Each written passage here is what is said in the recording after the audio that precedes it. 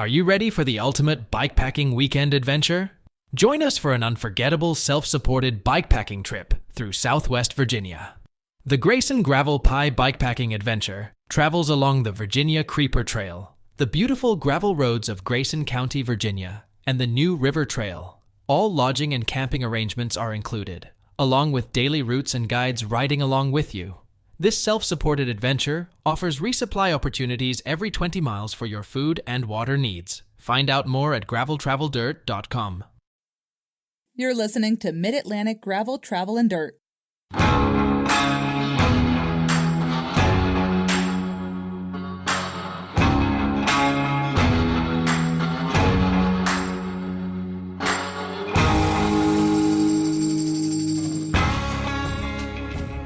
Hey everybody, I'm Brian. And I'm Joey. This is episode 135 of Mid-Atlantic Gravel, Travel, and Dirt. Come on along, everybody. Spend the next hour or so with us talking about gravel bikes, adventure biking, bike packing, bike camping, or just playing bikes. We're going to talk about some new stuff. New stuff that, I guess one piece of that is like a road side of the world, really.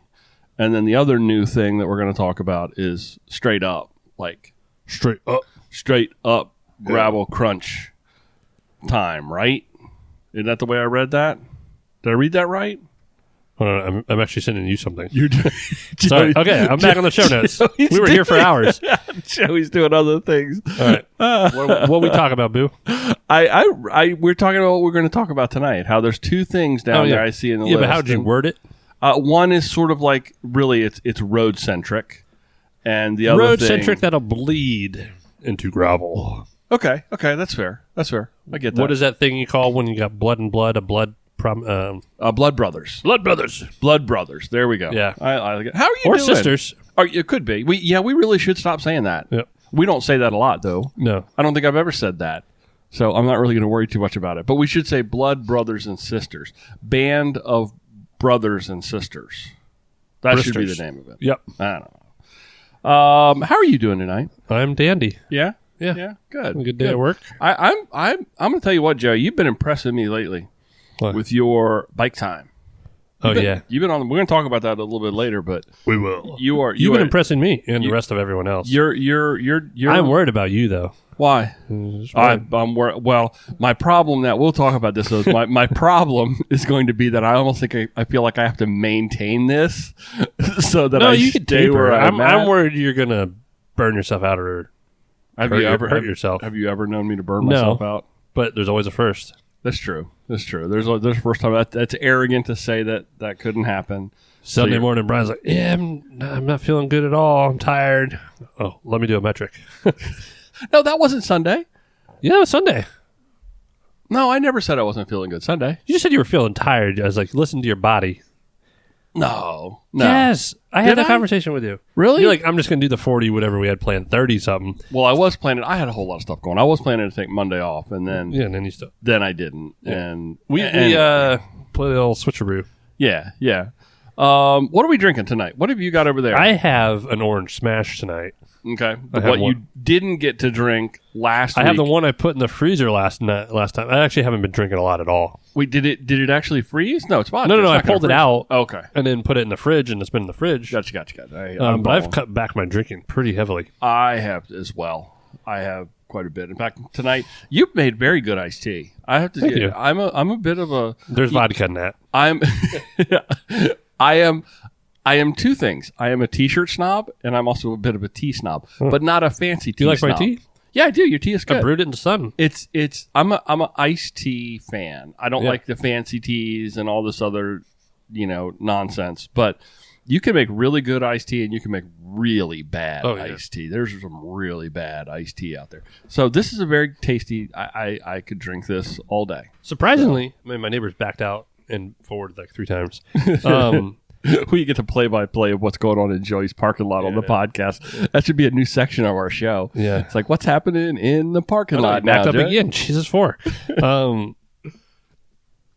So you have the orange crush thing. That's vodka and orange juice. It's like vodka with a splash of orange. Yeah. It's good. I Low took, on calories. I took what was left of mine home last week In a seltzer can. because I didn't want to have it in the open Hopefully can. Johnny Lion listen to this. Well, I didn't want to finish drinking that thing before I left here last week because it's pretty potent. You get pulled over. Sir, the only reason I have this is so I'm not driving drunk home. Exactly. Cut me some slack. I wanted to carry this with me because it was too good to let go to waste. And Yeah. so I put it in a seltzer can, and I thought that was a pretty good idea. Genius. I thought it was smart. Put it in the truck, and then I finished it when I got home. So, you referenced earlier. Yes, I did pile some miles up last week. I had just over 300 miles last week. This week is 350. No, 353 2 weeks ago. Oh, is that? Oh, and yeah, then yeah. last Sorry. week was 300. Sorry, Strava weeks. 3. Yeah, Strava weeks are always a little different. And today I passed 6,000 miles for the year, which I don't think is any.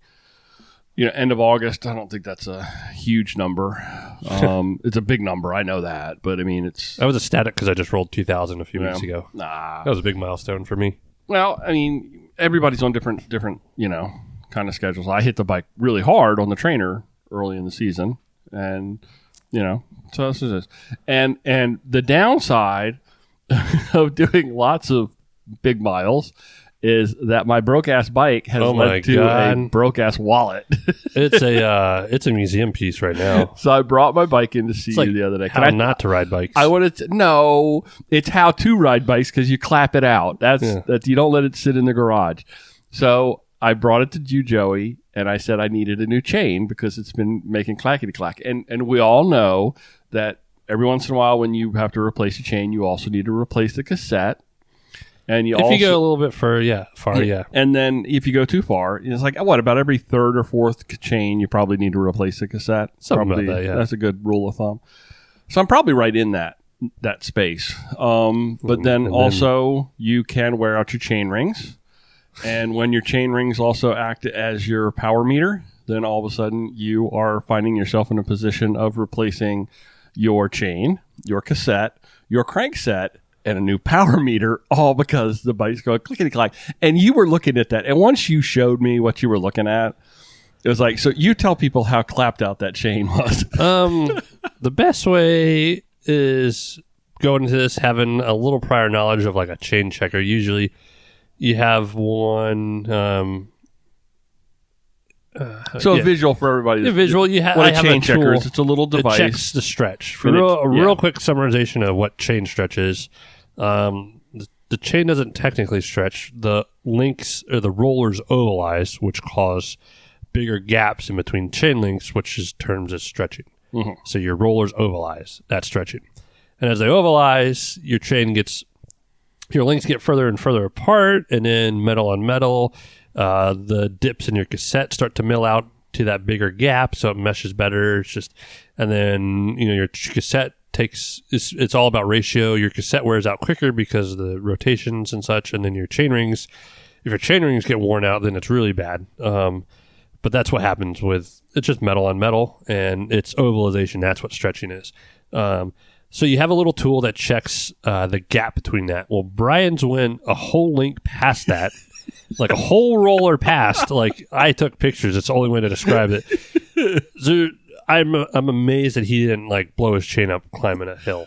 Like I bet if you gave with that bike right now, if you went and did like the sprint of your life, like if you could just put as much power out in one push real quick, you'd probably break that chain. Well, I did that really big 33 miles at 20 miles an hour. Yeah, well, you're lucky. So yeah, I think. But there was no big hill. There was no hill climbs on that. It was all pretty much. You were very lucky. So in terms, Brian blew out. I made him replace everything because I was begging you. I was like, "I'll just replace the chain, Joey." Chain. I'm like, nope. I knew that wasn't the right thing to do. He has that power, the Ceres power meter. So we basically replaced the crankset, which it gets a bad rap, but I've always been really happy with that.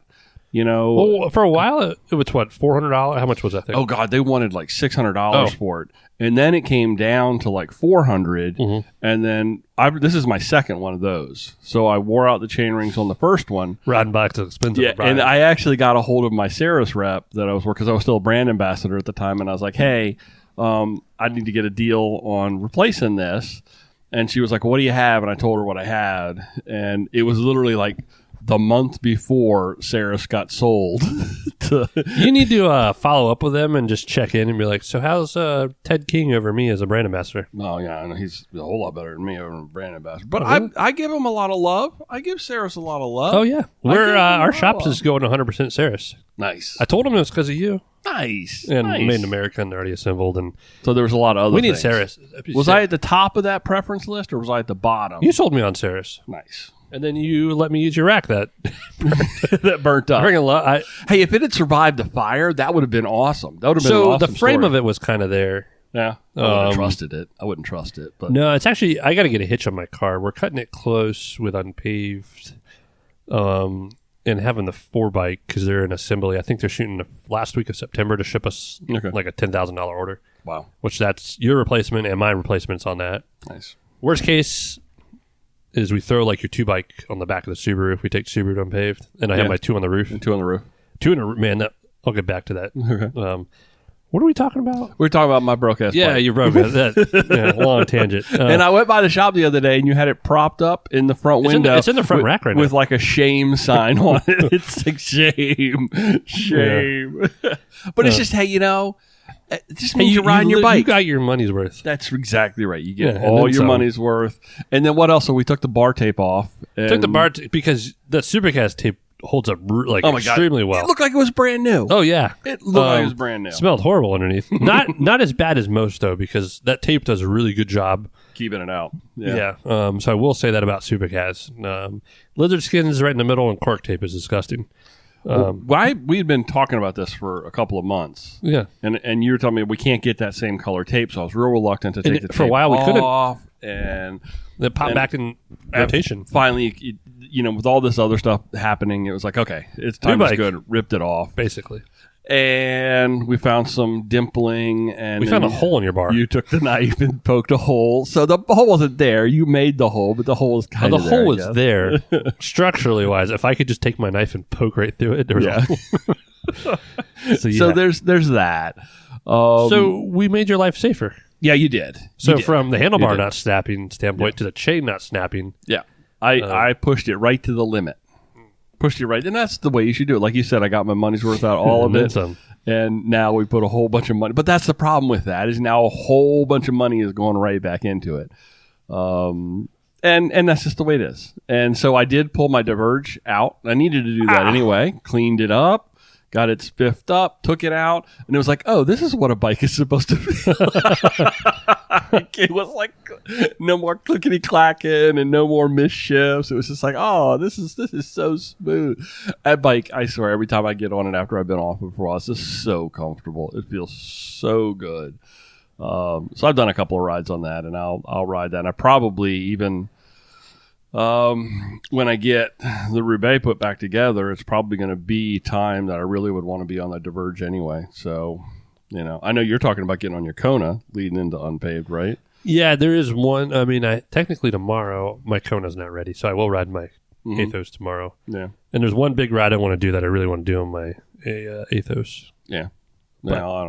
I'll probably flip back and forth once I get it. Yeah. I'll flip. Yeah, I know I'll flip back and forth. It's just... what's going on in your world besides like saving my life? Not all heroes wear capes. Some of them wear little blue gloves and work on bicycles. Yeah. I did put gloves on before I touched your bike. I don't blame you. Nasty. I don't blame you. Miles, not as many as the 2 weeks ago, but I still did like 150, which I had like 170 or something. Maybe I don't know. I was close, but same thing. Miles. Well, it's tough for you now. I mean, you had that window of time where with the shop you were kind of like doing your thing, but now I had a run of like an average 120 something mile a week, and I dipped a little bit, getting store ready, and then back up. But I'm like in full go time, and you got a lot of help in the shop too. Yeah, that's nice. Shop's great, so we're up and running. I'm counting down the days. Like I'm at the point where. I'm where I wanted to be. The 90 doesn't scare me. I know it's going to hurt. Yeah. But like if you told me to do the 50 right now, like you guys a few years ago, I'd be like, oh, this is kind of boring. Yeah. So mentally I'm in a good state. We'll see how the next 40 days go. Yeah. Because it is only 41 days. So by the time Dave listens to this, it'll probably be 39. 39 days. Yeah, he's going to shoot me another text freaking out. And Dave's got he's got whole kind of world shifting thing going Father on. Dave in got a new world. job. Congratulations. Yes, congratulations, Clink Dave. for that. Yeah. Clink. So his world is a little, I guess, Poor in man. upheaval. But he's told me about I've talked to him about this new job. Sounds exciting. Sounds like he's in a really cool place, making a difference, and it's neat. So does his Shifty Bits video go into like a nice archive of? I'm going to bet you they'll just keep playing that over and over and over again. The Shifty Bits. Someone had Shifty Bits on something recently, and just wanted to be like, Dave. The Shifty Bits. I don't know what I was getting ready to say.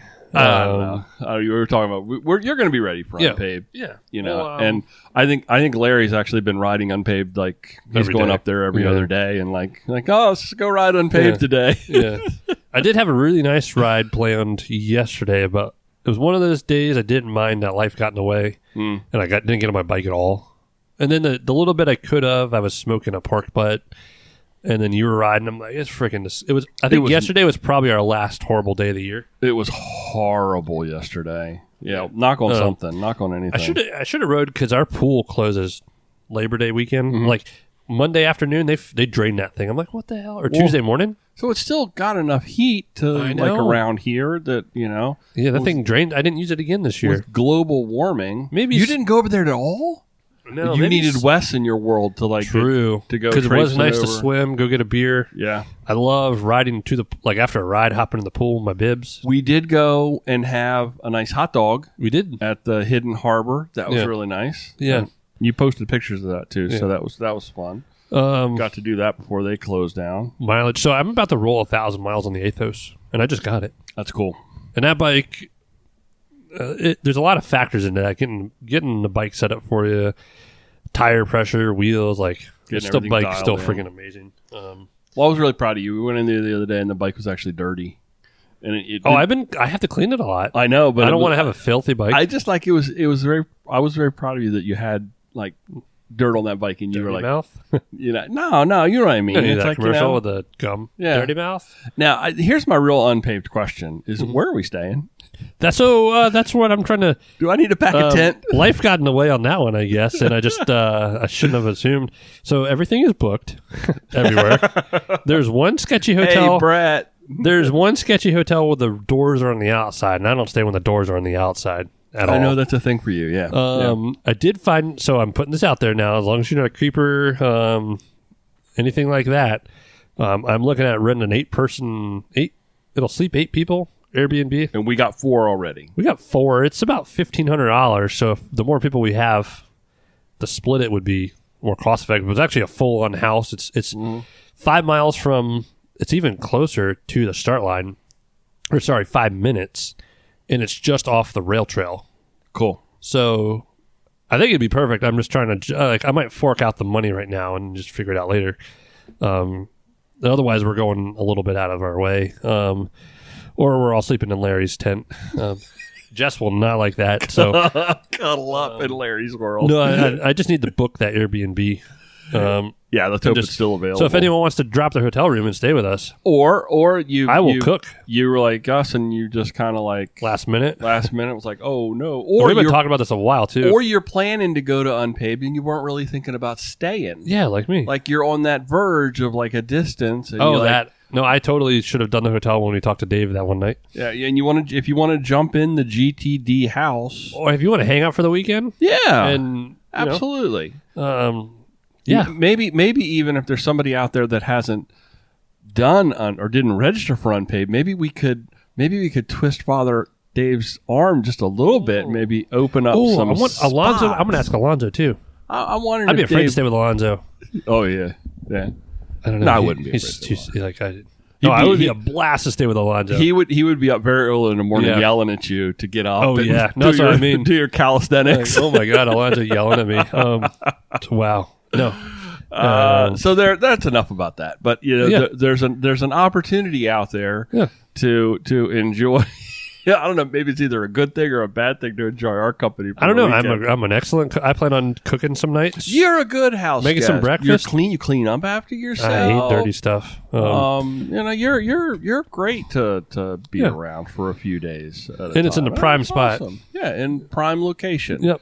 We don't have to worry about Wes drinking too much and not driving us home. Oof. You got one more thing on your list. What is that? I got some of the new. I followed the trend of the new cool kids. Mm-hmm. Those 100% glasses. Mm-hmm. They're freaking awesome. They do look good. There's a difference between my Tifosis, which are great, which I got like 50 pair of today at the shop, and those 100%s. They're like next level. Yeah.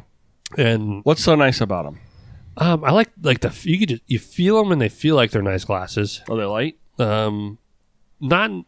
Not super light because I think sometimes super light feels super cheap. Mm-hmm. You can tell they feel like the quality is there. The lenses, the quality of the lens and that. And glass or plastic? Actually, I don't know. I didn't look that far. Probably. They're like white Costas when I'm trying to figure out lenses, but it seems to be probably. I would assume it to be. What's the price range on those glasses? Ballpark. Was that a $30 pair of glasses or a $130 pair of glasses? Like $180, $200. Okay. So they may or may not be glass, but actually glass. You don't really want glass when you're on the bike. It'll shatter. You want plastic. But the nice thing is. Like I'm looking at some other lenses. They're about $50 for a lens, but I love the way the lens covers my face. They do, and they're kind of they fit your face. They fit my face really nice, and I like the color, and I like everything about them. And you can swap the lenses out pretty easily. That's a nice feature for glasses because sometimes when it's a rainy day. And you just swap your lenses out. It did come with clear lenses, which are about $50 extra, and there's an in between I want. Where it's not like full mirror, but if we get a dreary day like an unpaved or something, you want something to protect your eyes, but you don't necessarily want that heavy, clouding in front of your face. And I like the full the thing I hate about my prescriptions is like when I wear those, it's like the whole nothing out of my periphery or anything. Mm-hmm. It's all part of the lens. Okay, it's great. Okay. So I've done this too. See, I used to wear contacts, and then I went to wearing one contact in, one contact out, and then I went to just straight wearing glasses. So you have one eye? I would do I had a thing where my left eye was wearing a contact and my right eye was not. Oh damn! And my brain got used to it. It actually worked really well. They say for some people it works really well. For some people it's like you feel like you're drunk all the time. I felt like I was drunk all the time, which was awesome. So that was why I did it. Now I was actually drunk all the time. It actually worked for me. Yeah. But then I just got, I don't know, it got really, the contact started to bother me. So I went back to glasses and I stopped wearing them. I can't even tell you wearing them now. They look good on you. Well, I stopped wearing them every time unless I'm driving now. It's the only time I wear glasses, and I don't wear them when I ride my bike. Take them off. I just can't read the show notes. So I mean, like I can read this and I can't see details way across the room, but my eyes are good. I don't miss them when I'm riding the bike. I don't really feel like I need them that badly on the bike. So I haven't worn my glasses on the bike in forever, and probably this whole season. So Nadine just got some nice prescription Oakleys. Really? 100% has prescriptions, not in the full thing like I want, but I could wear contacts when I ride. I'm afraid to touch my eyeball. That's not bad. I got the prescription Costas for fishing, and I got the plastic lenses. This is my whole paycheck. And they scratched up like in less than a year. My Costas scratched really easy. That's another fishing podcast. They did, and I complained about it, and it was like, they're like, oh, maybe we'll do something, maybe we won't, we don't know. And it just pissed me off, so I just stopped wearing them, and I went and bought a pair of cheap polarized sunglasses that I keep literally underneath the seat of the kayak. Mm-hmm. And pull them out, and I use them when I fish, and it's too bright. But I don't wear my glasses when I fish either. Just is what it is, and I don't know. I don't know if it's a good thing for me or a bad thing for me or what, but it's just the way I'm doing it. So, those glasses do look good on you. Thank you. Real quick before we start Strava Club, I came across a video today. Unlike any other video, if you want to watch a really good detailed bike layout from like a gravel racer, Colin Strickland, it might have come out like a few weeks ago. He talked about his Unbound bike, and oh my god, is it on YouTube? Yeah, Colin Strickland's Insane Unbound gravel bike. I was just watching it this morning. How would somebody find that? What's the title of the video? Colin Strickland's Insane Unbound bike. Okay. Holy cow. Like, he is so thorough, and he talks about everything so well. That'd actually be a cool watch. He doesn't have he does have a frame bag, but like the way he has a CO2 set up, to master links taped with electrical tape on his down tube, and it's like stuff people carry, but how creative. He carries a spare Wahoo bolt on his frame taped. You don't even notice it's there. Huh. Yeah, I mean, at his level, it's pretty important. Yeah. If his GPS dies, she has a backup, fully charged, route ready. Yeah. Taped onto his down tube. It's a great video. Okay, I'm going to find that, and I will put a link to it in the show notes. I've been really good about that lately. Putting links to I don't stuff look at the show notes at all. Like the post. Yeah, no, I've been trying to be really good about that because for a while there, I would say I was going to do stuff and then I didn't do it. And nobody ever called me out on it, but I just felt bad about it all the time. But this time, I've been really good about it. Like our stuff we're going to talk about later, I've got the links already here in the show notes that I'll just transpose over. But I'll go find the YouTube. That's on YouTube, right? Yeah. It's not Dustin Klein Tuesday night video for me, but... you want to do Strava Club? Yeah, let's see. I did random numbers. Actually, I scrolled till I stopped, and I just went up and down, closing my eyes, and where I was. Jan Waldron. I like that. That's a good way to do that. That's easy. Go ahead. I'm sorry. I stepped on you. Jan Waldron from Richmond, Virginia. He had 239.4 miles. Awesome. Sean Scott from Chicago, Illinois, with 308.8. So we got some of the top tier folks in there. And then Russ Cherry from Harleysville, Pennsylvania. That's a weird name for Pennsylvania, Harleysville. Yeah, it's not a typical Pennsylvania name. Excuse me. 132.9. Nice. Good job, Ross. So our top 100, he needed 123.6. And then we only went up one member. Oh. So you were like top 10 again or something. I made mid-pack again. Yeah. Yeah. Strava.com/clubs/gravel, travel, and snot. We should figure out a way to do some stuff with our Strava Club folks. Like, I don't know, engage with them. I'm not engaged on my current platform. I don't know how to do that. Okay, so as promised earlier, let's talk about, what do you want to talk about first? Roadside? Let's talk about the roadside that you're talking about. I don't know nothing about this. I found it before. Most of us bike people that work all day, I didn't know it came out until I ate dinner. I just read what so you put in here. I read through it. I knew it was coming. I've seen stuff. Well, I'm going to tell people what it is. Finally went public today. New Shimano group set, Dura Ace and Ultegra hit the market today. Today's Tuesday. Today. And I do like you added a little side note in here. Most likely will be available in the year 2056. Yeah, you heard it here first. GTD said it. That's fantastic. Okay, so this is a 12-speed group set. Welcome to the club, finally, Shimano. And unlike SRAM, I would have thought they would have dropped down to a 10 cog. But as we were talking earlier before the show, you were explaining to me that you really need a new free hub body to do that. So they didn't do that, and they've got. But wait, they do have a new free hub body, but it's interchangeable with old. The cassette's interchangeable with old free hub bodies. Okay, gotcha. But I guess the big news is it is no longer, neither one of these are available with a mechanical group set. Everything is going Features to electronic. be electronic.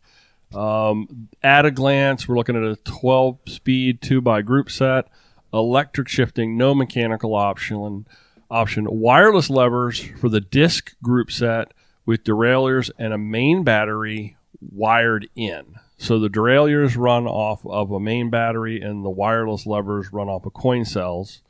Charging port, wireless connectivity. They tout very precise shifting with the Hyperglide Plus.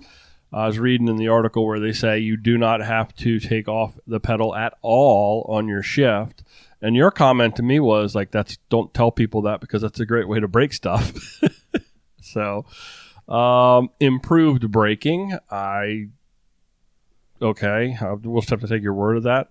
And they do offer an 1134 cassette option for Dura Ace. They offer that in Ultegra in the past. And dual-sided power meter, new wheel sets also with the new free hub, but like you were saying earlier, the group set is backwards compatible. So what's your initial, from what you've looked at, your initial taking your reaction on this, and what does it mean for the world of gravel, if anything? I think it'll bleed over into GRX in about a year. Okay, that's about it. So there'll be some advancements that will come to GRX because of what they're doing here in the world of Dura Ace and Ultegra. I think with the whole, so it's wireless from the shifters back, but then the derailleurs and stuff are still plugged into a battery. Yeah, that was what, because they call it semi-wireless. Yeah. And it's the disc brake version. The levers are wireless, but they're powered by small coin cells, which is the only standard in the bike world that's never, I think, going to change. Was it 2032? Yeah, 2032. While the derailleurs are wired directly into the central battery using what they do say now they're using thinner wires, which I don't know. Thinner wires, that seems like, okay, why? What's the big deal with trying to make the wire thin? I think I'd rather have the wire be a little bit more beefy. Yeah, if it's beefy and thinner, then welcome. I don't know. The I don't know. I just feel like, saying thinner wires doesn't actually sound like an upsell to me. I don't know. We don't know anything about it. Obviously, I find it interesting that they're doing all of this in both a disc brake and a rim brake. Well, you could, I guess, Axis is the same thing. Mm-hmm. So there's still people there were still Ineos and the Pinarellos, the Dogmas at the Tour, and even at the Vuelta right now are rim brake. Yeah, there's like 2 teams on the World Tour that still run rim brakes. There's a weight savings with rim brake, right? Over a little bit. Yeah, but go pull out an SRX Athos at like 12 pounds. Yeah. One of the nice things is the wireless connectivity for third-party devices is incorporated into the unit, so you no longer have to have that little wireless adapter that you drop into the Di2 to make it Bluetooth. Mm-hmm. So it's all built in, so that's a little bit of a difference. Where they come up with these numbers, the rear shifting is 58% faster. And dang, it was already fast. And the front is 45% faster. So I don't... They talk about this using the Hyperglide Plus in the cassettes, which is a design that Shimano debuted in the mountain bike group set, but it is supposed to offer what they call quote-unquote shockless shifting with no need to ease up on the pedals as you change gears. So take that with a grain of salt, I guess. I do want to say that the Bike Reamer folks did the whole demo, everything on an Athos with this. Did they? Yeah. Yeah. Best of the best on the best. Anything else you see in here so the coin cell in the levers is supposed to last 1.5 to 2 years, while the battery in the unit that operates the derailleurs, they say is they used a number like 1,000 kilometers of use before it would require recharging. They do have some optional sprint shifters and some optional climbing shifters that can be added inline up on the bars and in different places to make shifting different if those are your things to do. Yeah, sure. I think that's pretty standard. I don't see much else. Here it is. The Shimano claims a battery life of around 1,000 kilometers between charges with typical usage. So I did have a panic moment before Sunday's ride because I thought my bike was dead. Oh no! Remember I was telling you? Yeah, I wasn't sure if my batteries are 100% fine. So this is a small change, but I actually appreciate it. You charge that main battery on a port that's on the rear derailleur. Yeah. Well, my GRX, I charge up on the little block that's underneath the stem. Yeah, but my problem with it being in that location, and I face this all the time, is that once I get my gravel bike, once my Diverge is rigged up with my feed bags. Oh, because we went old school with yours. Yeah. Sorry, I thought you meant your little bar plug. We did yours no nonsense, so everything was external. Yeah, so it's that little device that hangs underneath the stem. Yeah, the old A-junction. And honestly, it's a little bit of a pain to get to charge sometime, and you can never see it. I have to basically take all the bags off to be able to see what the lights are doing and that everything's charging and then it's connected. So, man, But that's, I hate Facebook Marketplace. Let's see, bottom bracket, stuck with the signature Holotech design. Oh yeah, Shimano will never move. That's like the Never best budging standard off out of there. that. Yeah. What I like about it is I don't like a whole lot of. I mean, I like it, but it doesn't blow my mind. They actually made like the hoods to fit like real people's hands. Okay. Like the old stuff felt like so small, and well, I would say my hand, but most people the hoods were small. Okay. And then at one point in time, SRAM's first hydros, the hoods were way too big. I think everyone's found the middle ground now. Well, that's what I really like those about are mine. They have the big knobs, like dongle things that sit off the front of the hoods. No, your old Shimano on your Roubaix? On my Roubaix. The first run of it's still kind of the SRAM hydraulic brake. They had they looked like transformers. They were freaking huge. Okay, they were like bar ends. They were that big. Like I love my rival size in my hand. There's like 10% more clearance in the brake caliper. So it returns 10% wider when you let go of the lever, which is great. I'm looking at the lever pictures right now. Those do look. The levers look great. Look clean. They look really clean. And it looks like the hydraulic reservoir sits more towards the top of the hood than down towards the hanging off the front of it. The dangler bit. Yeah. That's cool. No, I like the group set. It's obviously really cool. There was spy shots that went out, and then all my pre-bikes, like last month or 5 weeks ago, we looked at were all blacked out because of this. Oh, okay. So I think my first bike in the shop might not be till like October with it. Okay. And it happened to be a few bikes I ordered last October that got rolled over into like November, like 13, 14 months later. Those people are still waiting on like a tarmac or two. Oh, jeez. And then those people were getting really bummed over the summer. I was like, dude, I still don't know. And then I got word, I don't know, like 5 or 6 weeks ago that those bikes were going to be updated and they were getting the new Dura Ace, and that was the only thing going for them. So what about the wheel sets that they've launched with this as well? I didn't look too much. I'm not a big fan of Shimano wheels. Yeah. I used to have a lot of them, and I went through a lot of warranty issues. I'm looking at the wheel weights. I mean, nothing really jumps out at me as being like a game changer in the wheel in what they've got. So they call these the C36 just after Reval had the C38s. I guess they've had the C24s and C50s. Never mind. Okay, that's actually a back at Specialized then. Yeah, I don't see. There's nothing in that wheel set that at least I see. Mm-hmm. Like right here. Shimano has always been I would say behind on their wheels. Like they were they'd run like this conservative. They would do like carbon fairing kind of thing, but they would always have aluminum brake track, or they never really got on like the big train for making nice wheels. Yeah, they made nice wheels, but they always seemed like they were dated. Maybe these are better. I don't know. Yeah.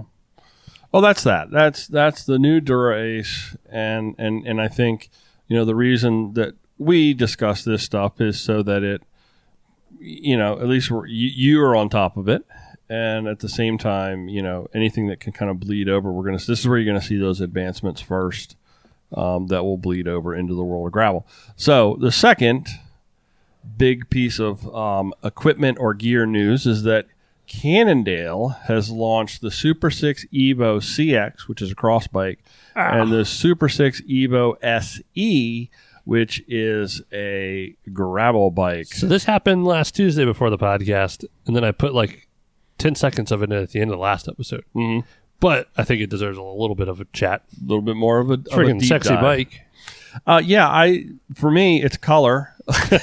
It's blue. As typical West, it's blue. No, it's mint green. I'm not crazy about that, but that kind of like gray is kind of cool. But so what's the big? I mean, basically the SuperSix, has been a very successful bike, and obviously a very respected bike, and now they've taken that brand. I don't know how the geometry kind of carries over, but they've taken that brand and spawned it into a cross bike and into a gravel bike. Yeah. What are your thoughts from what you've seen about them? Where do you think it stands in the lineup? Freaking beautiful. It does what everyone wants. Okay. It's like the all-road bike. I don't know if it's like it's full. Well, it depends on which one we're talking about. Well, let's stick to because honestly, who cares about Gross? Let's stick to the SE. Which sorry, did I just lose some listeners? Probably sorry, everybody. Four exactly. So this Evo 6, and then sorry, I'm regretting my thought. No, that's all right. It's okay. No. So the biggest thing that jumps out to me is that the tires it offers clearance only up to 45. Ted King claims his 44s have a lot of room. Okay. And he is all about the supple life. So you're saying that even though here in the official ways and means of what's going on with this bike, it says 45, you might actually be able to squeeze something a little different in there? I mean, that's a bit, there's no reason to go over 42. Okay. I don't know. That's okay, plenty. I hear what you're saying, is that this bike is designed to go fast. Yeah. And it's not designed for cush. You should actually have the skills to handle this bike if you're riding this bike fast. Yeah, sure. So maybe, trying to throw 50s on that, you're doing a disservice to that bike in a lot of ways. So why give the clearance to encourage it? Is that kind of like, is that what I'm hearing? Okay. So it sounds like I'm hearing. It's definitely the faster gravel person. Yeah. I mean, anyone more cush life, whatever, is probably going to look at the Topstone from Cannondale. Okay. This just seems like the person, I don't know, maybe they just like the feel, or it's, they're pushing the pace a little bit. Okay. It's just a freaking beauty. It would probably be, it's a great endurance road bike. Okay. It has the clearance a little bit. Ted King won the day after it was announced on it. That last best ride thing or whatever I was telling you about before the podcast. And then one of the things that this article kind of wraps it up, when it's a very short review, but it does kind of give you the thought that it could actually be one of those one bikes to rule them all kind of thing. Yeah. That it would do well on gravel. It would do obviously well in cyclocross and even hardtop. Yeah. Swapping out some wheel sets. So the geometry is designed to go fast. Now, the Evo SE starts with the 12-speed SRAM Rival E-Tap axis in a 2x configuration. Chain set uses 4633 and a 1036 cassette. That's the SE. What were the chain rings? 4633. Oh, yeah. That's sweet nice spot? Yeah. I think that's my Ethos runs that whole ratio. Uh-huh. I feel like I could do anything on it. Yeah. Pricing for the SE starts at $5,000. That's where the Ethos starts. Yeah. A lot of electronic bikes started that. What kind of wheels? A hydraulic disc, rims for the aluminum DT Swift, 23 millimeter internal profile. No, excuse me, internal. That's a 23 millimeter profile. Internal width of 20. Wrapped in 33 tubeless ready Vittoria Toronto mixed TNTs. That's the CX. Comes in at $4,000 with that configuration. The SE, it's very hard to follow this article because it jumps back and forth between the two. Yeah. The SE, which is the gravel, comes with the Vittoria Toronto dry TNT 40 millimeter tubeless ready tires, and that's the bike that starts at $5,000. So you said Ted King just rode this, which obviously means he's been riding it for a while, probably blacked out. Well, who knows? A while, that's who knows? Relative. Who knows? But I'm sure that when he got on it and won that race with it, it wasn't his first time on that bike. So that's probably been proven. So there we go. You can look that up. I will put links to the show notes. But it's expanding what has been a very successful platform, that SuperSix Evo, into cross and into gravel, which is kind of what we were just talking about with Dura Ace and their upgrades, and how we're going to see things successful there bleed into the world of gravel. Yeah. Do we want to touch at all? You and I had sort of a back and forth on this. It got physical. Yeah. I don't even know what you're talking about. No, we're talking about all the controversy with the female, the winner of the. I don't want to touch on that. Don't want to go there at all. No. Yeah. There's actually, not to toot his horn again. It's not even him because I listened to King of the Ride podcast. But Sarah Strong, I've heard so many people butcher it. Sarah Sturm. She, you know who she is? Yeah. She was on his podcast that he did at that Montana ride, and they talked about it. And having her as a competitive female was probably the best point of view I've heard. What was her take on? So that everybody knows, there was a little bit of controversy about some tactics that came from the road world into the gravel world. Well, until someone caught it, it was genius. Yeah, if you think about it. It happened at Unbound, and then it happened again at Steamboat. And so there's been a little bit of controversy about that, about, the women rider from Team Cinch, right? Yep. That eventually Whitney They've been cinching everything. Yep. That basically had... Did you say Whitney? What is it? What was her name? Lindsay. Did I say Whitney? Houston. Whitney Houston? Yeah. Whitney Houston was out there. Is back from the dead and is now She was grinding some gravel. No. I apologize. Sorry about that. Got that name wrong. Sorry, Whitney. Sorry. And there was just some controversy over some of the tactics that were taken. I don't even want to get into what they were. You can look that up. You can make up your own mind There's about all what that kinds was. of internet stuff on that. Yeah, you can go out and find whatever you want to do, however you want to go about that. But the fact remains that you've now seen some road tactics being brought into the world of gravel, and some people being upset that those tactics were not in the quote-unquote spirit of gravel. While they were technically not outside of the rules, they were not within the spirit, which you're starting to see that Dude, I hate the team. How do you measure the concept of what's within or without the spirit of an event? So, like I said, the last King of the Ride episode, Sarah talks really well on the subject. Okay. She speaks really well about the subject. Okay. My English is, my grammar is bad. Okay. But yeah, no, I mean, the only thing I'll say is I really hate the whole team thing with gravel. Yep. Kind of. And if people don't stop some of the stuff, then the wrong people are going to get involved, and it's going to suck. That's what we've been talking about for a long time. Yep. If we just don't settle down with this, the USAC's going to show up, and then don't say you Beetlejuiced it. Fuck my elbow. See what already happened? See, look. Oh, I've made a huge USAC mistake. Membership's almost like $100 a year now, or 80 or 90. You're just doing that. So anyway, there you go. You make up your own mind. You go out and do your thing. It's something that everybody's been talking about, and so I didn't want to let another episode go by where we didn't at least bring it to our listeners' attention. Something they want to go look into. Okay, this or that's this week, Joe. You ready for and this? I didn't read them all. Huh? Remember, I didn't read them, so let's just hear them. Okay. First item. Well, you wrote the first one. Well, the first item up on this week's this or that, Joey. Hot dogs or sausages? So that's a good one. That's a and good I one. figure we can elaborate because those Italian sausages from Nick's. Oh, we just had some of the best sauce. Yeah. That was probably. I'm going to tell you what right now. So that was very plain. It's very didn't simple. Spice it up. There was no fanciness going on. But of all the meals that I've pre-podcast had that you have prepared, that may have been the best, just simply because really? of Just the for simplicity? quality of the sausage.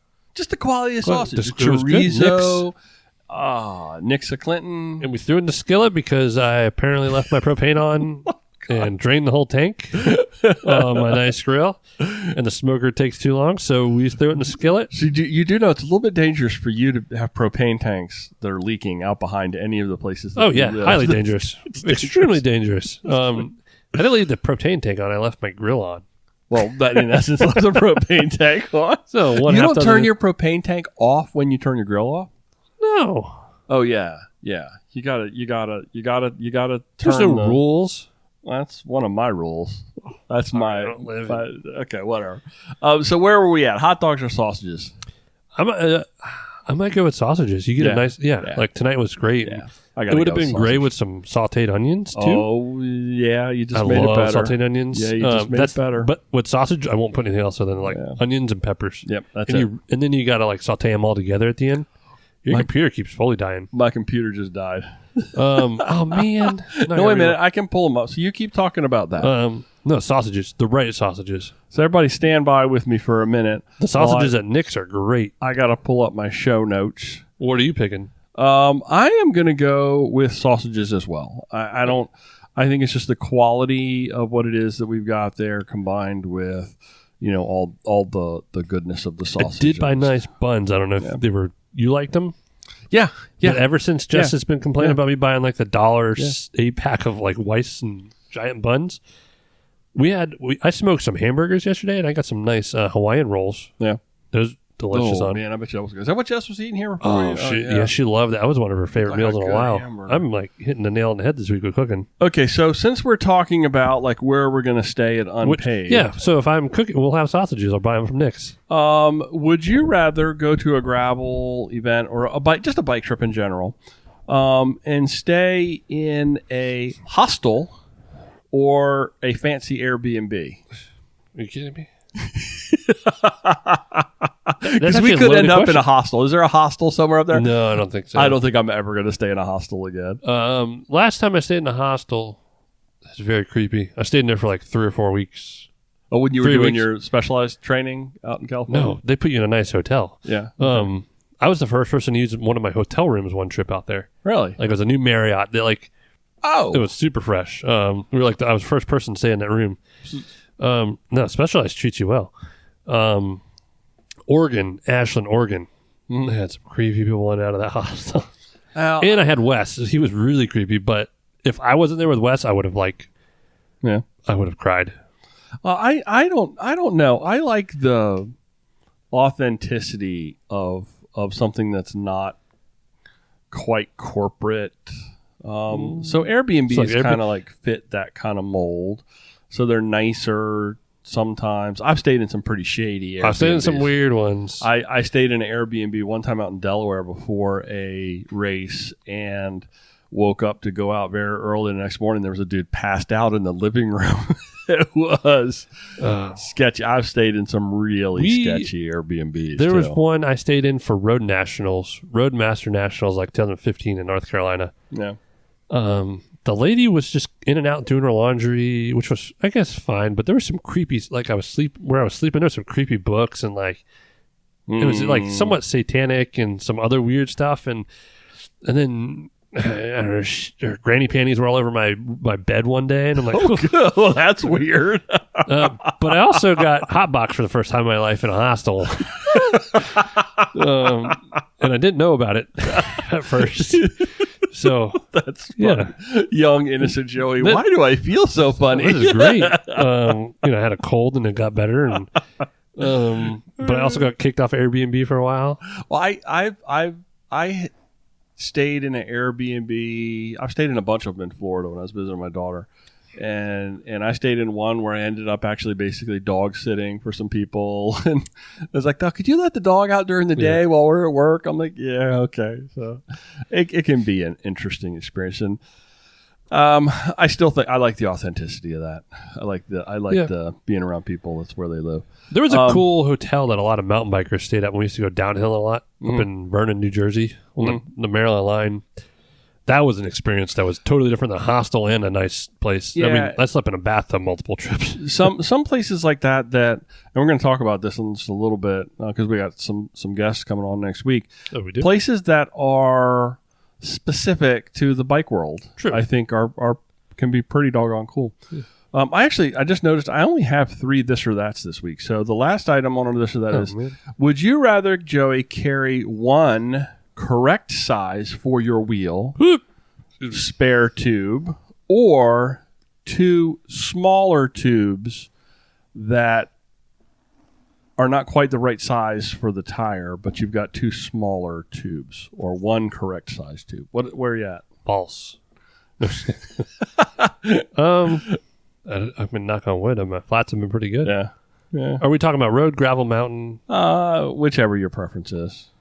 Well, so like it's a different situation no matter what. So when I go on my Diverge, I only carry 1 because it's tubeless. Yeah. And I've got my bacon, and my spare is really my last ditch. Yeah, I would say that's gonna be like I give up. I'm throwing a tube in it, and I'm going back to wherever I came from. I'm kind of done. Yeah. So I'll carry a road tube. That's I carry a road tube on my gravel bike. Smaller. It packs up smaller. Yeah, packs up smaller, and it's not as heavy. And hopefully I'm going to fix it with a dart or a bacon and that's kind of where I'm Dynaplug. at. That's kind of where I'm at. Yeah. But for a while on my road bike, I went through a period of time where I got so many flats. Started carrying 2 tubes. Yeah. Because it was like, well, if you're going to get messed up on one, you're going to get messed up on the other. So I was these are some of the odd thoughts, Joey, that enter my mind on some of these rides lately. I start to wonder about things like this. So I guess I carry one smaller You got to tube. carry 3. Well, so yesterday I was planning 90, what was it, 80, 90 something miles. I did pack 2 tubes. did you? Okay. Just in case, and a patch, a little tiny sticker patch kit, which takes up no room, and then I'm tubeless. Gravel, I pack a smaller size tube. Okay. And then mountain biking, I'll take a tube, but I've also filled up my tire full of leaves to get out one time. Oh, cool. Which helps you. Grass. I've seen people do that. Yeah, you just fill it up. Yeah. Gravel, you can throw gravel in there and fill up your tire. Well, now they got those like cush core things. Basically, the rims. Those things are horrible to install. Your first few times. I'm kind of efficient at it now, but I could see the. Do you think you'll ever see that in gravel? It's already in gravel. Yeah, I think Ian Boswell runs them. Really? And Ian Boswell's like the creme de la creme right now. Okay. I think there's a lot of people that run them. Really? I could see the pert. I mean, are they heavy? No, they're foam. Yeah. What they do on the like the enduro mountain bike side is actually like keep your wheel from getting fully destroyed on some stuff. Mm-hmm. They allow you. It's like gravel. They could like make it or break it for you because you have some backbone to keep riding. Let's hold without on killing to your rim. Let's hold on. I don't want to talk about it anymore. You don't want to talk about it? No, I freaking hate it. You don't want to bring it to it's a nice, whole but episode? Okay, I had it's just my heart was broken the first few times. one time it took me, and I think everyone that's done it, it might have taken them a while the first time. Yeah. I put the tire on backwards. Oh God. Yeah. And then you charge like you totally. You just got to do it twice. You install it. And it's getting that's the install. That's easy. It's getting the tire on, which you gotta like.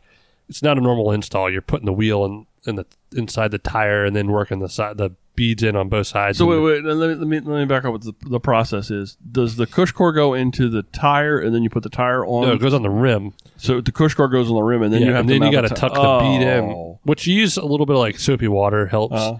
But you're still battling a little bit, and then you put tubeless sealant in, and you're like, oh great, and then it's backwards, and you gotta like, it's a freaking mess. So for folks that don't know what we're talking about, but it has its purpose. Think about putting a pool noodle in your wheel. Someone else has almost like a straight pool noodle in there. Yeah, which, Ian Boswell or Colin Strickland or those guys, Ted King.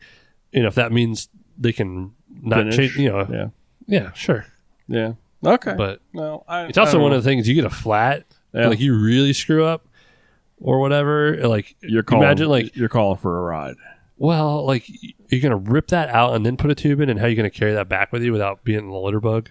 Yeah, that's true. But I guess you could just continue to ride. It's just like that's why they used to run tubulars, and they don't run as many tubulars anymore in road racing. With a tubular, you get a flat.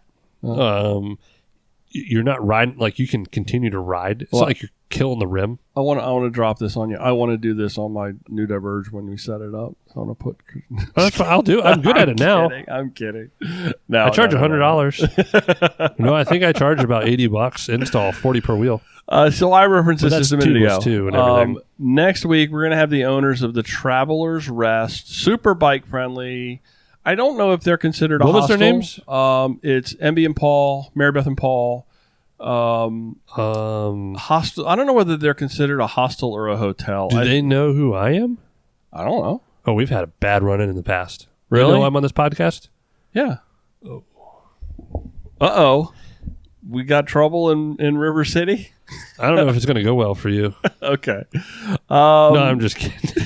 I don't know who they are. I didn't know whether you're serious or not. I don't even know who they are. I won't be here next week. It's next week's live too? Yeah. You're not going to be here next week? No, I'll be here.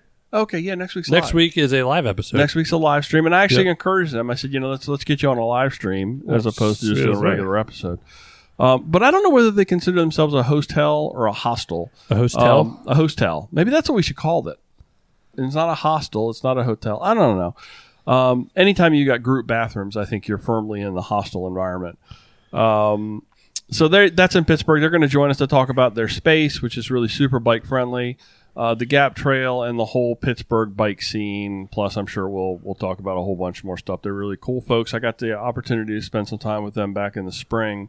That was our launching point and our turnover point for my adventure cycling Gap trip. Joe, you got anything else before we shut it down? Oh, there's something I'm going to forget about like every week. It's okay.